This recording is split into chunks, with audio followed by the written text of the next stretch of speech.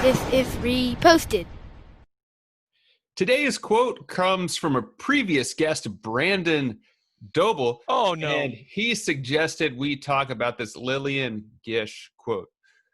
The quote is, "You can get through life with bad manners, but it's easier with good manners." Brandon's going to be so happy we're talking about him, by the way. He is.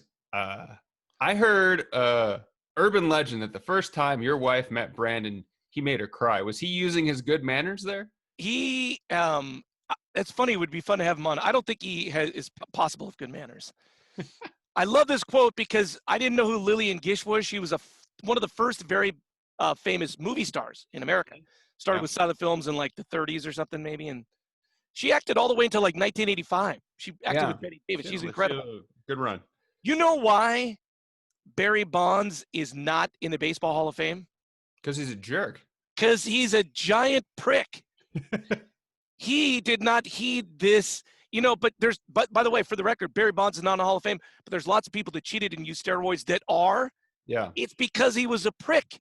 Yeah. I think sports is a very good example of like, you can go a long way with like having a good attitude. I mean, sometimes your skill will outrank like being a terrible person to work with. If you're that good, people work with you in spite of that. But as soon as that starts to go away, people can get rid of you sooner.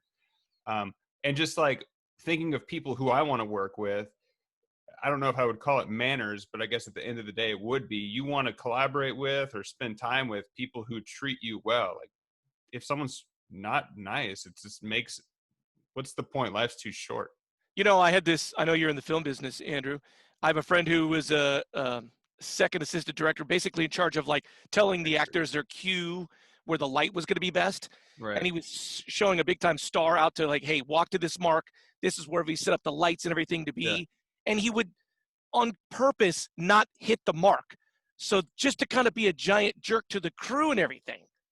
And I kept thinking like, why would you do that? You've been on a movie, said everything is set up for the star to come out and hit their spot. And to be just to make a point, he wouldn't do it. That doesn't make sense at all to me why that would happen, because you're just wasting money and you're wasting everyone's time. I'm curious what your thought on this is. How do you guys focus on passing good manners along to your kids? I mean, I see tangentially what I think you're doing, but what is your approach to that? I mean, I think like anything in the world, like if you just model how you would want people to be treated, how you want yourself treated, I think they pick up on that, right? Yeah. And so I'm hoping, now that I think about this out loud, this is probably a bad idea, modeling it on my behavior.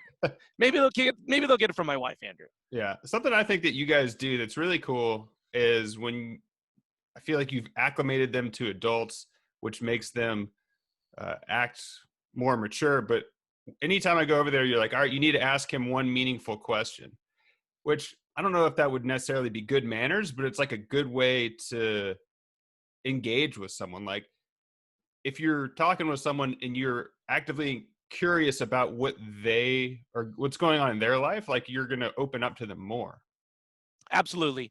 And I will say this, I know this is sort of a controversial topic. I'm not going to get into that, but every time a policeman, I get getting pulled over, I see the flashing lights. Yeah. When the cop pulls me over, I immediately start saying, yes, sir.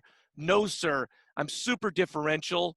And I feel like that 20 or maybe 30% of the time that gets me out of a ticket just by being polite and showing respect. Yeah, it probably does. I'm a white guy, by the way. I'm not a black guy, but just, Yeah, that does help in the overall interaction with that. I wish I had that default setting, but I don't. I can. So you see the police lights, and then all of a sudden you peacock. You're like, Rah! Yeah, and it doesn't help me. It doesn't. I end up having worse interactions with them because they're hostile, and it's just not as nice. And also, I have a default like jerk face, and when I'm working with people, especially in a creative sense, like working with acting coaches or just being on set, or I guess in a white collar job I used to work, I would have to actively try to seem more pleasant because people would get angry for me, and then their body language would change. It's just harder to work with someone. Just thinking about who I worked with in the past, people that would act differently to me, and I probably would act differently to other people who were resting jerk face. I guess also I think about people that I used to work with that would always have a negative, I don't want to do that. Like I would psych myself up to go ask them a question. Like, hey, can you notarize this? A top 3 biggest regrets from my life. There was a secret society in college that I got invited to audition for. I know it was blindfolded, taken to a cemetery. Well, you're not audition, but have a meeting for. Interview? I don't know. Yeah. Interview. I was blindfolded in a cemetery. I got taken to this thing, and right before I went, my one friend told me, you got to go in there confident, and because if you're not confident, they won't take you. And I kind of peacocked a little bit, and I didn't get in. But if I think it was a little more respectful, I would have gotten in. Okay. What were the other 2? Different show. No, there's this gal in 3rd grade. I think we could have made a great couple. Corey Gibson. It would have been special. All right. Corey Gibson, if you're out there, give us a call. You can find us at Reposted Podcast on Facebook, Twitter, or Instagram. I'm Andrew Keller for Silent Movie Star, Larry Roberts saying, thanks for stopping by.